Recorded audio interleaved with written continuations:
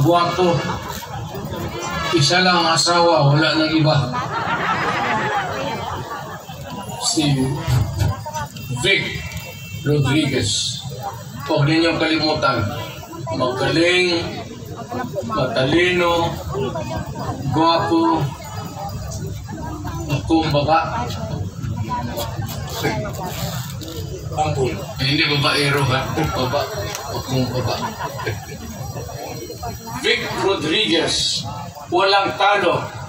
Matalino, mabait, at honest. Tabi na kayong lahat, mga sulat. Nandiyan si Vic Rodriguez. Ikukulong kayong lahat. Mga babayan, palakpakan po natin! Nandito na ang maisang na pambato natin sa Senado!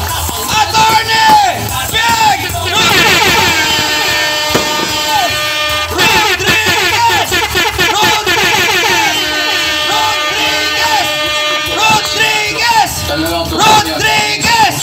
Kasi kilala ko at mahusay, magaling, wala nang iba, si Vic Rodriguez. Palakpakan po natin muli! Attorney Vic Rodriguez! Magandang hapon po sa ating lahat. At tanggapin ninyo aking mga kasamang manggagawa ang aking pakikiisa, pagbati, paggalang ngayong araw ng mga manggagawa.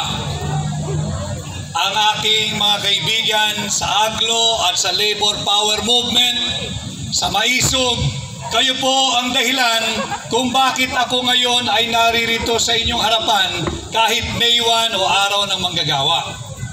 Alam ho ninyo, malaking bahagi ng aking pagpapasya last year kung ako'y dapat lumahok o hindi dito sa midterm election ay kayo ang mga manggagawa, ang AGLO at ang Labor Power Movement. Sapagkat sa aking pagkukonsulta, ang lagi nating nakakasama, of course, si Attorney Jimmy Miralles na aking kaibigan, kinonsulta ko po ang iba't ibang sektor. At sinasabi ko nga, parang hindi ko linya ang pagkandidato. Subalit, ako ho ay tinanong, alam mo naman, Attorney Vic, na hindi kaaya-aya ang nagiging direksyon tinatahak ng kasalukuyang administrasyon. Kaya mo bang talikuran ang kapwa mo Pilipino? Kaya mo ba talikuran ang uring manggagawa? Kaya mo bang pabayaan na patuloy na atakihin at ikompormiso ang ating demokrasya? Kung ang sagot mo sa mga katanungang yan ay kaya mo, mauunawaan ka namin, huwag mong tanggapin ang imbitasyon at hamon na pamunuan ang tunay at maisog na oposisyon sa Senado. Subalit sabi ko sa kanila, bigyan lamang ako ng kaunting panahon at hayaang ako ay magnilay-nilay bago tayo magdesisyon. Sa aking pagninilay-nilay, ang aking sagot sa tatlong mabibigat na katanungang yan, hindi ko kayo kayang iwanan at hindi ko kayo kayang talikuran. Kanya ako ay naririto ngayon kumakatawan sa inyo. Ako po muli ang inyong kaibigan, Attorney Vic Rodriguez, number 56 sa balota, senador ninyo, Pilipino, abogado, Maisog. Ilang araw mula ho ngayon ay magtatapos na ang ating kampanya at ilang araw mula ngayon ay halala na. Napakinggan nyo na rin ho siguro ilang ulit ang aking mga nais gawin o layunin bilang senador ninyo. And I would just like to take this opportunity being in front of you this afternoon, first to give my respect to all of you, mga manggagawa, dahil ngayon ay araw ninyo. Pangalawa, upang ipaalala sa inyo what is at stake for our country this midterm election. Tuwing May 1, dapat ay selebrasyon. tuwing May 1 dapat ay nagdiriwang ang mga manggagawa. Subalit ilang taon paulit-ulit nakakalipas. Nagdiriwang ba ang uring manggagawa tuwing May 1? Palagian ang pagkilos ay paalala at panawagan sa pamahalaan kung sino mang administrasyon, iisang hiling. Mapabuti ang estado ng uring manggagawang Pilipino dito sa sarili nating bansa. Halos 10 milyong Pilipino ang nangibang bayan dahil walang oportunidad o dili kaya kung meron man, mababa ang sahod ng mga manggagawa. Hindi sapat at hindi sasapat sa araw-araw na pangangailangan nating mga Pilipino. Halimbawa, dito sa Kalakhang, Maynila, ang minimum wage natin ay 645. Kung titingnan natin yung cost of living ng isang pamilya, kulang na kulang yung 645. Dito na yan sa Metro Manila.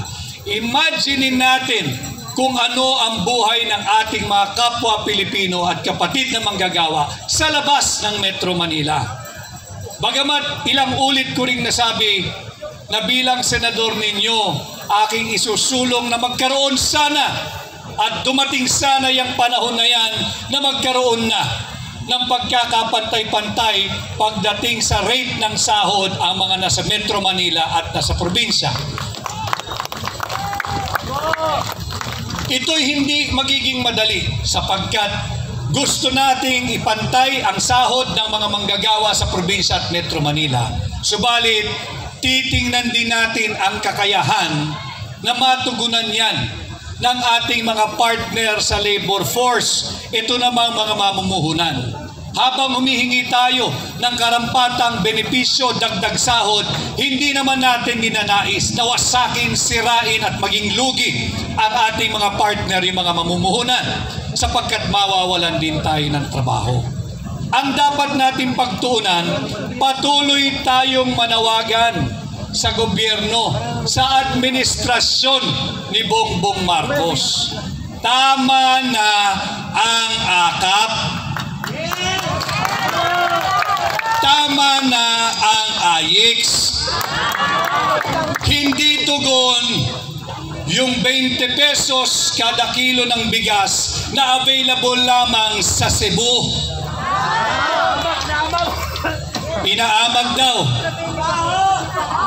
Ang kinakailangan ng Pilipino, hindi akap, hindi AIX. Hindi yung pakitang tao na ibinababa ang presyo ng kilo ng bigas sa 20 pesos dahil lamang panahon ng halalan. Ang mga Pilipino, tayong lahat ay may dignidad, may dangal, may respeto sa sarili. At hindi tayo for sale. Ang kailangan nating mga Pilipino, ang kailangan ninyong mga manggagawa, proteksyon sa pamahalaan. Ang kinakailangan ng mga Pilipino, hindi manlimos, kung hindi trabaho, oportunidad, negosyo, hanap buhay, proteksyon laban sa kriminalidad, at paglaban ng pamahalaan sa pagbabalik na naman ng droga. Ito ang kailangan natin, hindi limos. Hindi tayo nanlilimos sa pamahalaan. Magagaling ang Pilipino. Ang patunay, halos 10 milyong Pilipino ang nagtatrabaho sa labas ng ating bansa. In demand ang ating labor force.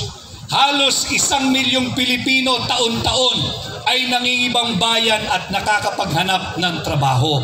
Ganon kagagaling ang Pilipino. Kaya hindi natin kinakailangan ang limos sa pamamagitan ng AKAP at AIX. Ang kailangan natin ay gawing mabuti ang kondisyon ng ating employment at proteksyon ng mga manggagawa. Iyan ang kailangan natin. At sana, alam ho ninyo, papalapit na yung halalan. Tayo, nung simula ay kumandidato bilang independent, kasama ko kayo at ang hakbang ng maisog. At habang papalapit ang pagbubukas ng kampanya, tayo po ay naging guest candidate, adopted candidate ng PDP. At ngayon po, ang pakikiusap ko sa inyo, sana ay suportahan po ninyo ang Duterte. Sa May 12, vote straight Duterte! Duterte! Duterte! Meron pa naman hong dalawang bakante. Nasa kamay nyo na at pag-iisip kung sinong idadagdag ninyo. Nandiyan naman si Senador Gary Olivar. Tulungan din natin. Galing sa uri ng manggagawa. Basta't huwag po ninyong kalilimutan ang Duterte. At nandito po yan sa aking suot-suot na t-shirt. Patuloy po tayong binubudol ng administrasyong kasalukuyan. Naghahandog ng 20 pesos kada kilo ng bigas sa Cebu. Ang tanong po natin, magtatatlong taon na kayo sa pwesto, bakit ngayon lang? Bakit ngayong panahon ng halalan? Bodol. Bakit sa Cebu lang? Sa Cebu lang ba may naghihirap na mga Pilipino? Paano yung mga Pilipinong hindi kayang bumili ng makakaing bigas dito sa Metro Manila at sa buong Luzon? Paano yung mga naghihirap na Pilipino sa Southern Tagalog? Paano yung mga mahihirap nating kababayan sa Mindanao? Wala ba silang karapatang magkaroon ng access diyan sa murang bigas na matagal nang ipinangako ng kasalukuyang administrasyon? Atin silang singilin. Ito yung mga usaping panlipunan na dapat maggabay sa inyo sa pagpili natin ng ating mga bagong leader ngayong May 12, 2025. Yes.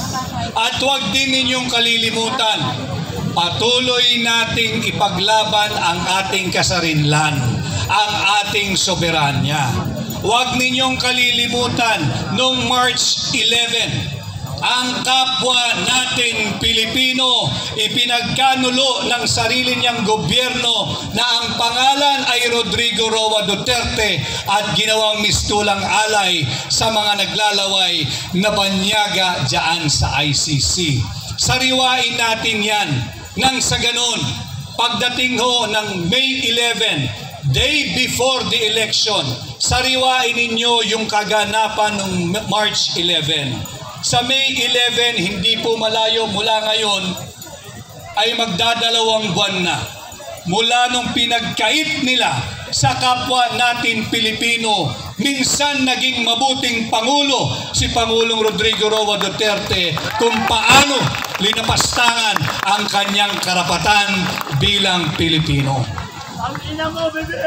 Huwag nating pahintulutan ang patuloy na mga panghihimasok ng mga interes ng banyaga o dayuhan sa pamamalakad sa ating bansa. Nanganganib ang ating demokrasya. Ngayon, araw ninyong manggagawa, kinakailangan ipaalala ko sa inyo, pagkatapos silang sinalbahi ang pagkatao ni Pangulong Rodrigo Roa Duterte, nanganganib patuloy ang ating demokrasya. Sa paanong pamamaraan? Pilit na nakawin ng iilang elitistang kongresista ang posisyon ng pangalawang Pangulo mula sa inyo, 32 milyong Pilipino na siyang nagpahiram. Tunay na nagpahiram ng inyong sagradong mandato at boto kay Vice President Inday Sara Duterte. Ating labanan itong huwad na impeachment complaint. At magagawa lamang natin yan kung tutulungan po ninyo ang katulad kong aplikante, bilang manggagawa ninyo, bilang boses, tinig, tenga at mata ninyo sa Senado kasama ang Duterte. Punuin po natin ang Senado ng mga Duterte. Upang malabanan natin yung huwad na impeachment complaint. Tulungan po natin, pahintulutan ninyo ako, panggitin ang pangalan ng ating mga kasama sa Duterte or sa PDP o yung Pilipinas Duterte pa rin. Tulungan ho natin, dalhin natin sa Senado ako sa Duterte si Senador Philip Ipe Salvador. Ang ating pong bansa ay may sakit. Kinakailangan natin ang talino at galing at pagmamahal ng isang totoong doktor, hindi yung nagdudoktor-doktoran na magaling magdoktor sa proseso ng papel sa gobyerno. Dalhin natin ang totoong doktor sapagkat may sakit ang ating bansa. Tulungan natin si Senador Marites Mata. Tulungan din natin. Biktima rin ito ng karahasan na nagmumula sa sarili niyang pamahalaan. Nakita natin na hindi rin irespeto pati ang simbahan. Tulungan natin, dalhin natin sa Senado ang number 53 sa balota, Senador Pastor Apollo C. Quiboloy. At mahalaga, nalalaman nung mga aplikanteng katulad ko, ano ba ang trabaho ng mambabatas? Ang mambabatas hindi dapat busy sa pamimigay ng akap. Yes. Ang mambabatas hindi dapat nakikialam sa pamimigay ng AIX. Ang mambabatas hindi parti ng trabaho nila ang magmudmud ng ayuda. Ang mambabatas hindi dapat pinakikialaman ang pondo ng PhilHealth.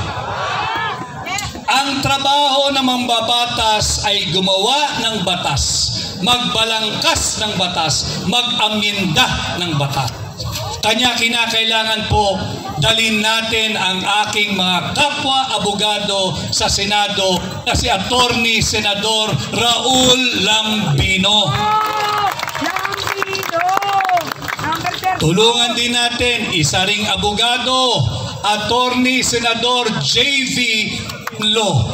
J.V. Hinlo, number 30. Tulungan din natin, hindi lamang musikero, magaling na musikero, magaling na abogado, dalhin natin sa Senado, Senador Jimmy Bondoc. Number 10. At bahagi ng Duterte, matagal na ito season, veteranong mambabatas, magaling na abogado. Panahon na upang i-promote natin mula Kongreso, iangat natin sa Senado si Senador Attorney Dante Marcoleta.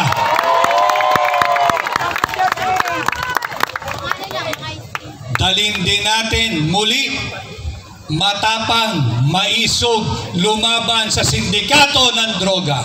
Bato! Lumaban sa mga kriminalidad. Ibinuwis ang kanyang buhay. Nanindigan at may tunay na pagmamahal kay Tatay Digong. Muli nating dalhin sa Senado, ibabalik natin sa Senado, itaga ninyo sa bato, Senador Bato de la Rosa.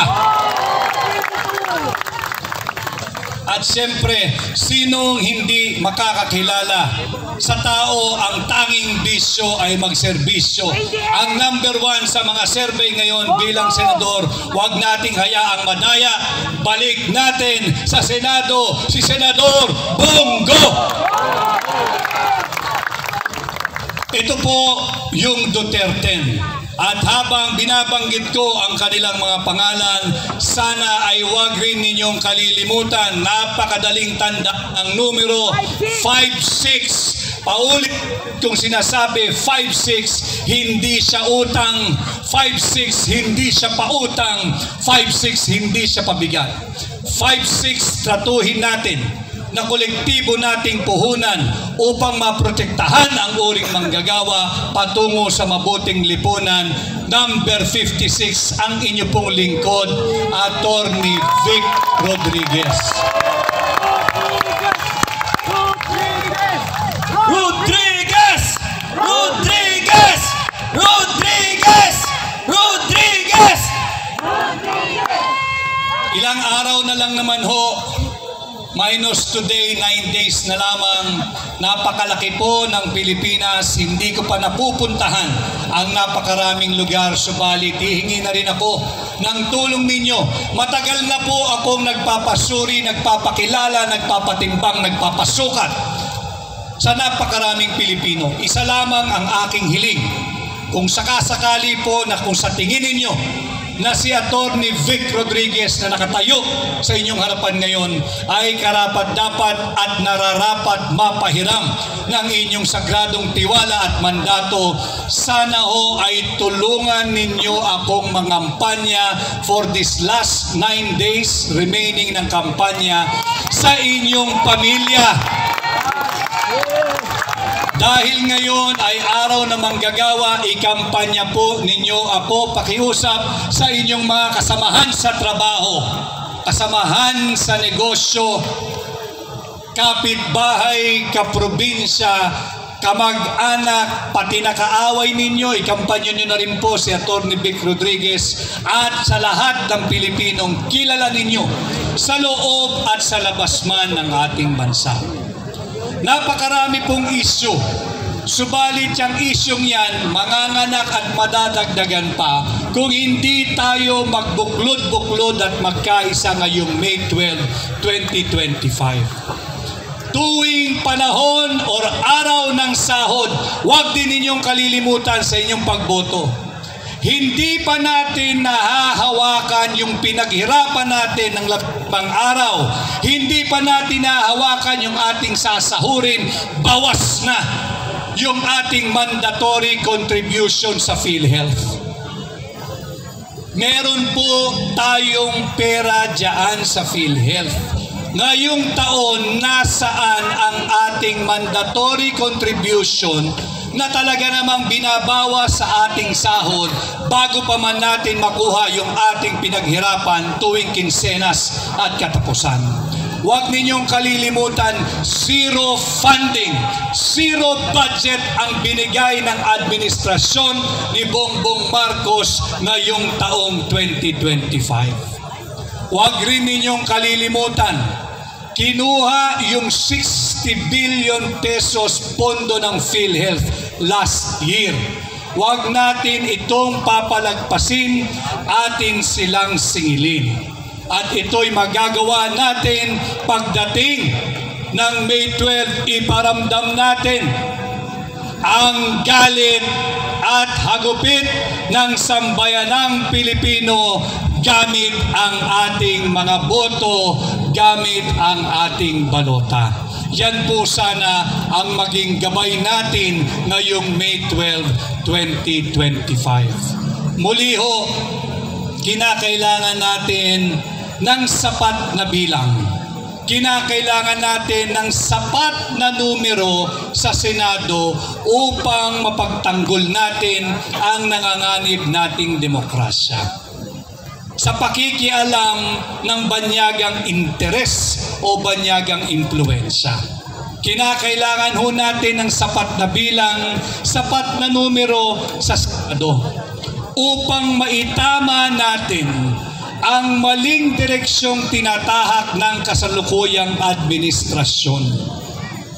Alam ho ninyo, pag mali ang direksyong tinatahak ng gobyerno ng kasalukuyang administrasyon, hindi po tayo pare-pareho makakaasa na tayo'y makakarating sa ating nais na destinasyon. Subalit may panahon pa. May panahon pa at ito po'y malapit na. Sa May 12, pakitulungan po ninyo. vote straight Duterte. Duterte! Duterte! At sana ho, pag naganap yan sa May 12, 2025 ngayong taon, sa susunod na pagdiriwang natin ng Labor Day sa 2026, makakakita na tayo kahit dahan-dahang pag-usad, yung tinatawag natin sa Ingles na baby steps. Okay na yun, basta't makikita natin umuusad patungo sa kung paano pa mapabuting higit ang kalagayan ng mga Pilipinong manggagawa nang maiwasan na natin yung halos 1 milyon taon-taon na ating mga kababayan na napipilitan na obligang lumabas ng bansa, maghanap ng trabaho, nawawasak ang pamilya, nagkahiwa-hiwalay ang anak sa magulang at ang magulang sa mga anak. Mapabuti natin paunti-unti ang estado at ang kalagayan ng manggagawang Pilipino. Wala naman pong magic o silver bullet o isang magic pill na pag ininom natin, magbabago na lahat at mapapabuti natin ang sistema. Ito'y produkto ng ilang taong pagpapabaya. Subalit, kinakailangan na tayong magbuklod-buklod at sa May 12, ipadama natin, uulit-ulitin ko. Ang kinabukasan ng ating bansa, ang kinabukasan ng pamilya ninyo, ang kinabukasan ng bawat pamilyang Pilipino ay nasa kamay ninyo. Nasa sa inyo kung nais nating mabago at baguhin ang maling direksyong tinatahak ng Marcos administration. Gamitin natin ng tama ang ating karapatang bumoto ngayong May 12, 2025. Muli ho, ang aking pakiusap, tulungan ninyo, lumabas po kayo, hatakin ninyo ang inyong mga pamilya, ang inyong kapitbahay, bumoto ng maaga sa May 12, 2025 at sa pagboto ninyo, vote straight Duterte.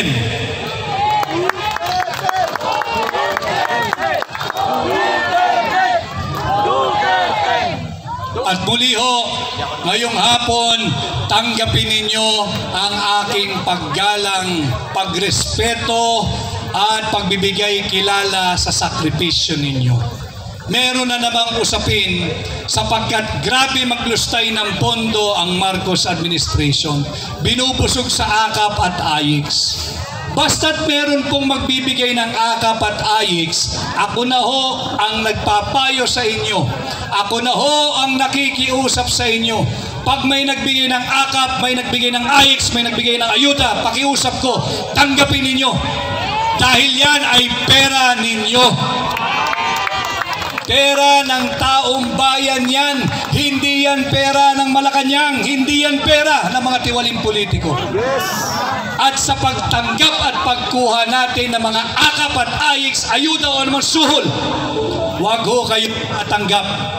Wag ho kayong tatanaw ng utang na loob. Hindi dahil tayo ay mga katulad nilang ingrato, kung hindi dahil bulat na ang ating kaisipan na yan ay pera natin at hindi pera ng mga tiwaling politiko. At sa pagkuha natin ng pera natin ng AKAP at AIX, wag po ninyong isasangla kahit panandalian o dili kaya'y ibebenta ang inyong dangal, ang inyong dignidad, ang inyong pagkatao, ang inyong boto at kinabukasan ng pamilyang Pilipino. Yan po ang ating maging gabay ngayong May 12, 2025. At muli po, sa aking pagharap paulit-ulit sa inyo at sa napakaraming Pilipino, napakarami nating kaibigan mula sa traditional media at new media, yung social media, sa pagharap ko po sa inyong lahat, saan man panig ng Pilipinas at saan man panig ng mundo. Ulitin ko ho, ako'y kusang loob at malayang nagpapakilala, nagpapasuri, nagpapatimbang, nagpapakilatis. At kung sakasakali po, sa gagamitin ninyong sukatan at batayan, ako'y papasa o pasado at maaari ninyong mapahiram ng inyong sagradong boto at sagradong mandato. Huwag po ninyong kalilimutan, number 56 sa balota, Attorney Vic Rodriguez, Pilipino, abogado, maisog, senador ninyo. Maraming salamat at magandang hapon po sa ating lahat. Mabuhay Attorney Vic Rodriguez!